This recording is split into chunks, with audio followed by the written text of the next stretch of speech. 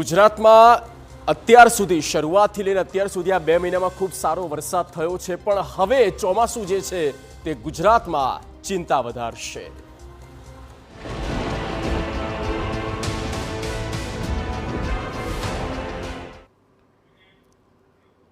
August મહિનામાં શું મેઘરાજા આપશે દગો? ઓગસ્ટ મહિનાને લઈને જે આગાહી સામે આવી છે તેનાથી ધરતીપુત્રોની ચિંતા વધી શકે. હવામાન વિભાગનું કહેવું છે કે આગામી 7 દિવસ સુધી રાજ્યમાં કોઈ ભારે વરસાદની આગાહી નથી. આગામી 7 દિવસ સુધી સામાન્ય જ વરસાદ જોવા મળશે. આગાહીકારો પણ માની રહ્યા છે કે આગામી 10 દિવસ સુધી રાજ્યમાં ભારે વરસાદની કોઈ શક્યતા નથી.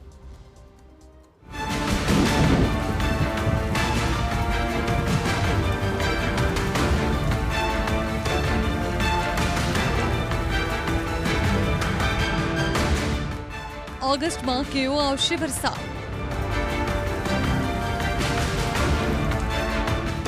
હવામાન વિભાગની સૌથી નવી આગાહી.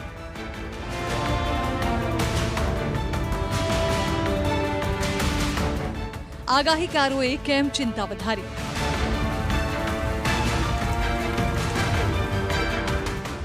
ઓગસ્ટમાં અનરાધાર આવશે કે નહીં?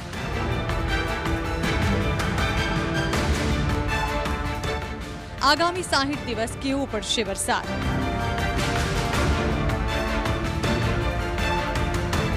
વર્ષ 2025ના ચોમાસાની શરૂઆત ખૂબ જ સારી રહી હતી. ચોમાસાએ સમય પહેલા દસ્તક આપી અને થોડા જ દિવસોમાં સમગ્ર ગુજરાતમાં ધોધમાર મહેર જોવા મળી. જૂન અને જુલાઈ મહિનામાં સૌરાષ્ટ્રથી લઈને કચ્છ, દક્ષિણ ગુજરાતથી લઈને ઉત્તર ગુજરાત અને મધ્ય ગુજરાતમાં મુશળધાર મહેર જોવા મળી.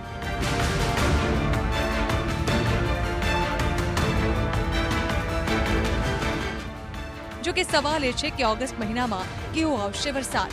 ત્યારે હવામાન વિભાગની જે સૌથી નવી આગાહી સામે આવી છે તેની વાત કરીએ તો હવામાન વિભાગનું અનુમાન છે કે ઓગસ્ટ અને સપ્ટેમ્બર દરમિયાન સામાન્ય વરસાદ રહેવાની શક્યતાઓ છે. ગુજરાતમાં અત્યાર સુધીમાં સારો એવો વરસાદ થયો છે. જો કે આગામી દિવસોમાં વરસાદનું જોર ઘટી શકે છે, પરંતુ વરસાદ યથાવત રહેવાની શક્યતાઓ સેવાઈ રહી છે.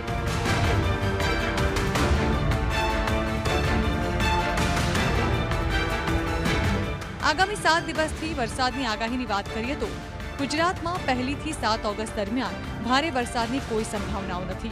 જો કે ઘણા વિસ્તારોમાં હળવાથી મધ્યમ વરસાદ રહેવાની સંભાવનાઓ છે, જેમાં આજના દિવસે અમદાવાદ તથા આસપાસના વિસ્તારોમાં થંડરસ્ટોર્મ સાથે હળવાથી મધ્યમ વરસાદ રહેવાનું પૂર્વાનુમાન છે. મોન્સૂન ટ્રફ ઉત્તર તરફ જશે, જેના કારણે રાજ્યમાં વરસાદની સંભાવનાઓ ઓછી છે. જો કે હળવાથી સામાન્ય વરસાદ રહેશે. હવામાન વિભાગે ગુજરાતમાં આગામી અઠવાડિયામાં 8 ઓગસ્ટ પછી પણ હળવાથી સામાન્ય વરસાદ રહેવાની સંભાવનાઓ વ્યક્ત કરી છે. ત્યારે સવાલ એ છે કે શું ભારે વરસાદ માટે હજુ રાહ જોવી પડશે? આગામી 10 દિવસ ભારે વરસાદની શક્યતાઓ નહીં.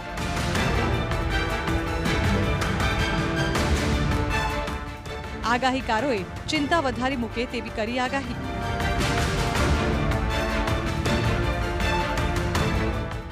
ઓગસ્ટના અનેક દિવસો રહી શકે છે સાવ કોરા.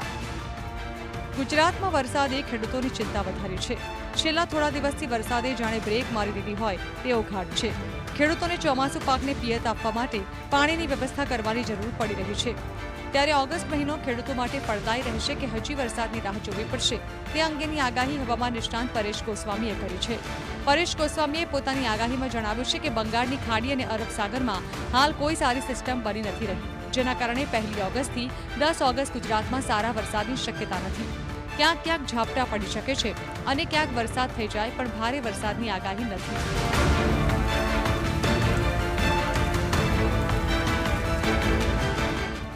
બંગાળની ખાડીમાં પણ કોઈ સિસ્ટમ બનવાની શક્યતા નથી.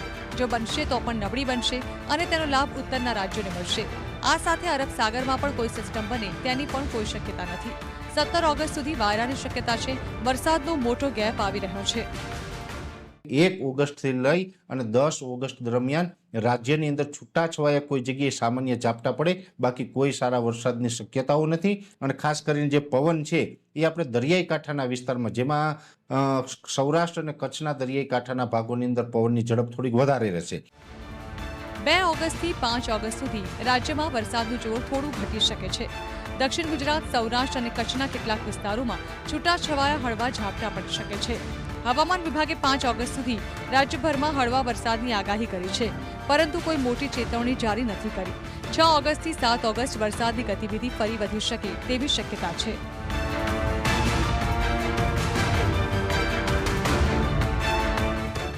આમ ઓગસ્ટમાં ધરતીપુત્રોને ભારે વરસાદ માટે રાહ જોવી પડી શકે છે. હાલ બંગાળની ખાડી અને અરબ સાગર શાંત છે. કોઈ નવી સિસ્ટમ બની નથી રહી, જેના કારણે ભારે વરસાદની કોઈ સંભાવનાઓ નથી. ત્યારે લાગી રહ્યું છે કે ધોધમારના અનેક રાઉન્ડ આવ્યા બાદ હવે મેઘરાજા આરામ કરવાના મૂડમાં છે. Bureau report TV9.